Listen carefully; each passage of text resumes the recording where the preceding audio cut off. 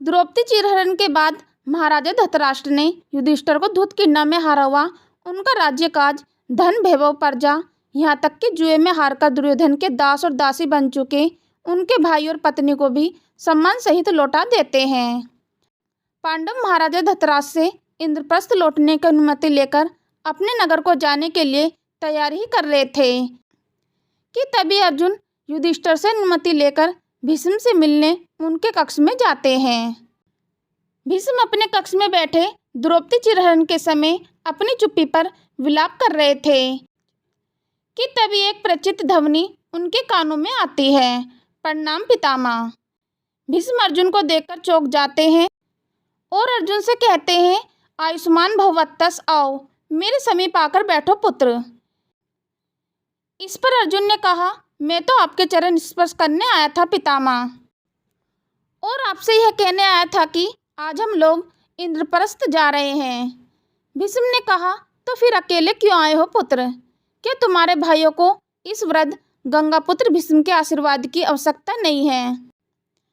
यह सुनकर अर्जुन ने कहा, पितामह, ज्येष्ठ भ्राताश्री ने तो मुझे भी यहाँ आने से रोका था, क्योंकि वह बड़ों को लज्जित नहीं करना चाहते थे, और यदि हम सारे भाई यहाँ आ जाते तो द्रौपदी भी आने के लिए कहती।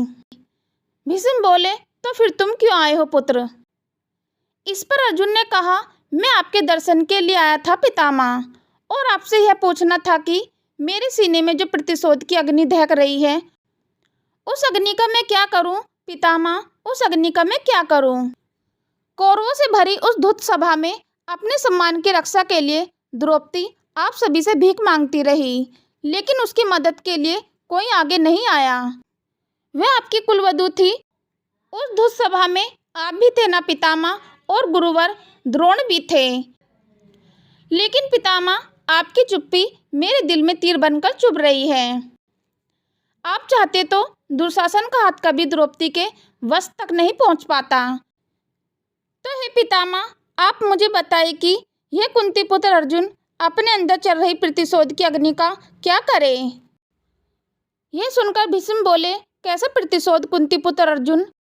युधिष्ठिर ने धूतकीर्णा में जो कुछ भी हारा है, महाराजा ने तो वह सब कुछ लौटा दिया है। यह सुनकर अर्जुन क्रोध में भर उठा और बोला, सब कुछ लौटा दिया है पितामह, महाराजा ने तो वह सब कुछ लौटा दिया है। सब कुछ तो नहीं लौटाया है।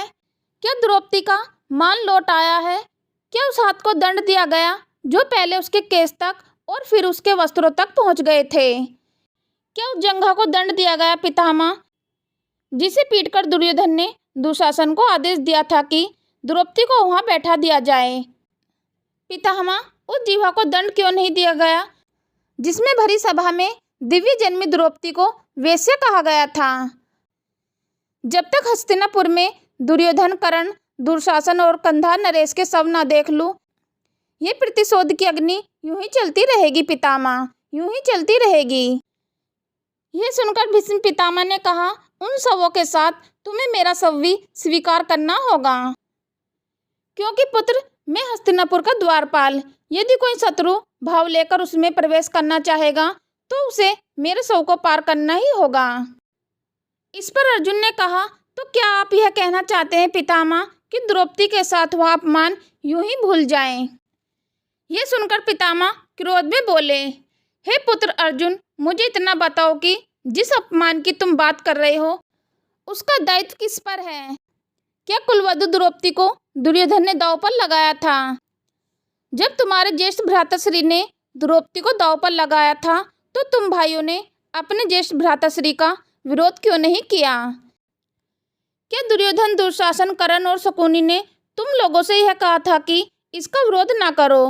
और यदि नहीं है, हे पुत्र, यह जो द्रौपदी का भरी सभा में अपमान हुआ है ना, उसका दायित्व सिर्फ और सिर्फ तुम लोगों पर है। अर्जुन ने कहा, तो क्या हम भ्राताश्री का विरोध कर सकते थे पितामह?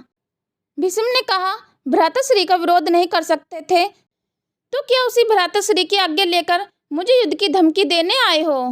अरे पुत्र, अपमान तो मेरा हुआ है, घायल तो मैं हुआ हूँ उस दुस्सभा में, निवस्त्र तो मेरा हस्तिनापुर हुआ है पुत्र, मेरा हस्तिनापुर हुआ है पुत्र।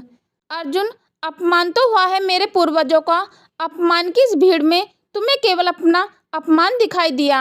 अरे पुत्र, प्रतिशोध किसी समस्या का समाधान नहीं होता। भूल कहीं ना कहीं तुम्हारे बड़ों में हुई है पुत्र, तुम्हारे बड़ों में हुई है। किंतु दुख की बात तो यह है पुत्र कि मैं यह सभी बातें दुर्योधन से नहीं कह सकता। मित्रों, यह छोटा सा प्रसंग हमें बहुत बड़ी सीख देता है कि जब हमारे बड़े कोई अनुचित कार्य करते हैं तो छोटे का कर्तव्य होता है कि उनका विरोध करें।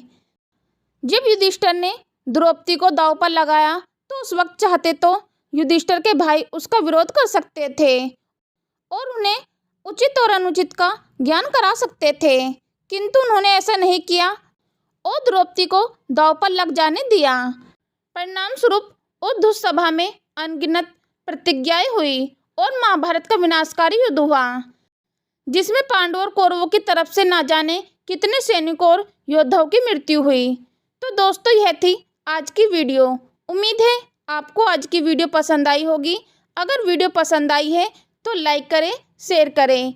चैनल पर पहली बार आए तो चैनल को सब्सक्राइब करना ना भूलें। चलो तो दोस्तों, मिलते हैं फिर नेक्स्ट वीडियो में नए ज्ञान के साथ। हम लेते हैं आपसे विदा। धन्यवाद।